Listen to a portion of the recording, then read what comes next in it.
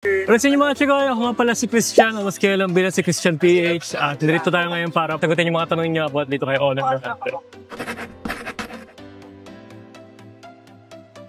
Madali lang din gamitin yung mga AI niya kasi pag nag-review ka ng picture, doon na lahat yung mga kailangan mo. Kailangan mo lang siya pindutin. Naka-play nito.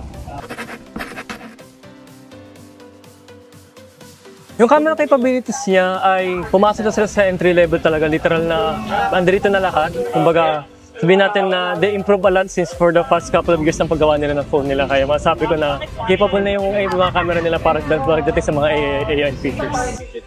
So, kung sa inyo, kunin nyo na mismo yung Honor 400 para makita nyo rin yung AI capabilities niya. Malay mo, ito na yung phone na hinahanap mo pa sa'yo. Honor 400, your AI phone. Get yours now. Honor